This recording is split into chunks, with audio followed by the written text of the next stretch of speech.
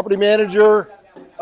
This year, during the year, in February, I became my own brokerage this year. That's why I changed to RentICR. And it's been good for me. We've switched over. I'm doing everything exactly the same clients and all that. I was just able to switch over names and company names, so I'm pretty happy about that. My imminent present, real quick, grew up in Dunedin. Parents still live in the same house I grew up in. We have a shag carpet, wall ceilings, and floor game room. That's still the same game room.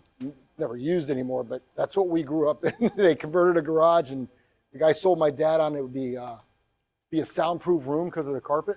And when they had 6 kids all crammed in with an 8-year span, he said, "Do it." But it wasn't soundproof. And I went to a party recently in Dunedin, and some older people my brother's age are like, "Oh, I remember going to parties at your house." So, you know, we grew up in Mayberry. Those of you remember that show. Dunedin was Mayberry back in the day. So, went off to college, did football, did coaching in a lot of different places. I actually was a head football coach at Country High School when Steve Shaw was teaching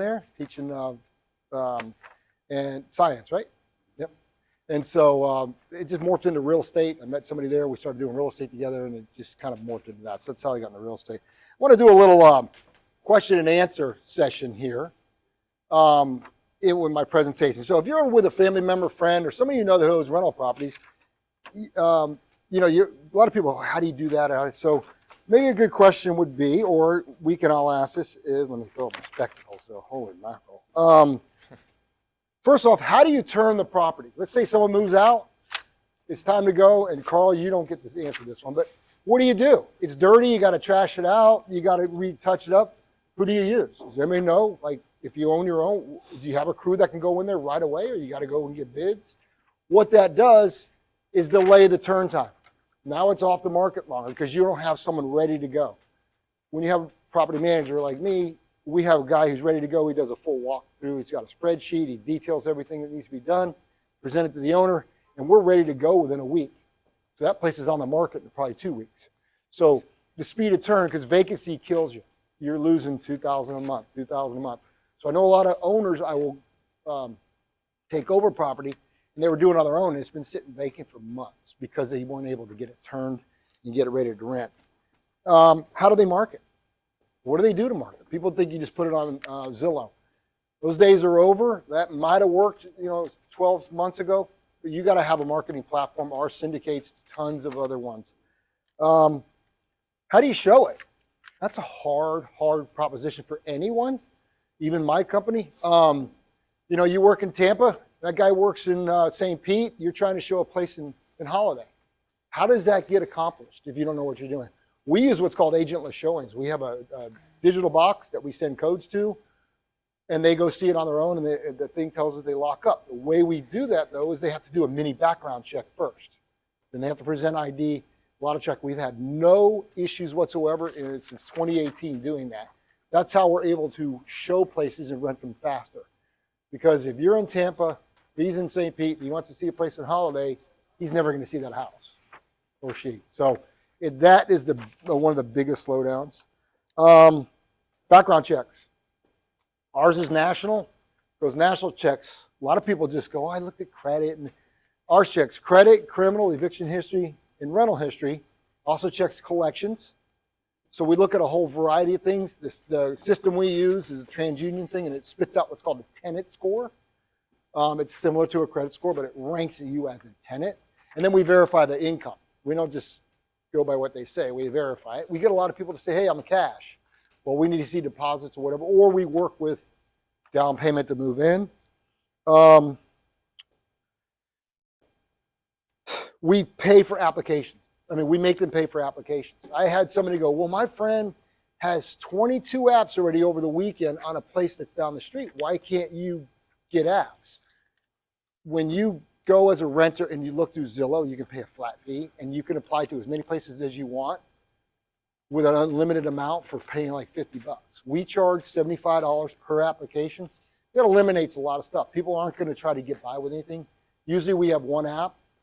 If they apply, they're usually going to get approved because we go through what is needed.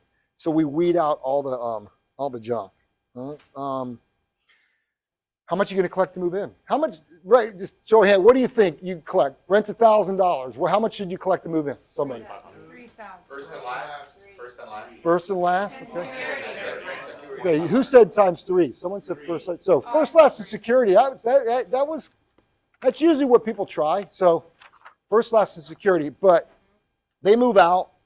$1,000 doesn't go near as far as it did even 2 weeks ago, right? So what we have moved to is double security and no last, because they have more at stake. They want to get that back, and I've had much better move outs now. They've had double. Now that's a lot of money, especially for rents $2,000 or $3,000. I had a guy moving to a waterfront property. The rent was almost $5,000. He needs $16,000 basically to move in. Right? And he goes, well, what do I do? We have an option. It's called Obligo. It's a free deposit move-in for the tenant. They pay a small fee up front that guarantees me as a property manager, the owner, the double security, and they're able to move in. We're able to rent places faster, and we're able to rent them for more money because of that. Now, he had to break the lease this month. I claimed $9,400. It was roughly $5,000. I claimed $9,400. The company sent me the money, and they go after him. So it's a really, really good process, and it helps you rent places faster, and you get money a lot sooner. And you get them rented a lot. The other things, move-in process, move-out process, punch lists. We do kind of a self-move-in. We ask them to make a punch list. We don't go for every little thing they see. We wait, go through about a week, and then let us know what you're finding, what doorknob's loose and what flapper. We tell them the emergency, you give us a call right away, things like that. So how do you collect rent? We collect rent through electronic funds transfers, credit card, which a lot of people do, and it's a 3% fee. I don't get it. And then we also have retail pay. You can go anywhere, major retailers, Walmart, CVS, all that, 7-Eleven. You have a barcode, you pay your cash, and it comes right to my account. I do that with people who are behind, 3-day, or they start bouncing their EFTs. I make them pay cash. Great referrals for me. All right, those are things I can help owners with. Great referrals for me are agents, also agents, and then agents. Agents that don't do property management are great referrals. If you ever meet one, you know one, ask them, do you do property management? If they don't, that's a great referral. If they do, simple question is, are you sick of that? Do you want to look and getting that business over to someone? Because I can talk to them about acquisitioning their property management business as well. So that would be a great referral as well. If you know somebody who's maybe looking to get out of the property management business. All right? All right, thank you very much. There's my 8 minutes.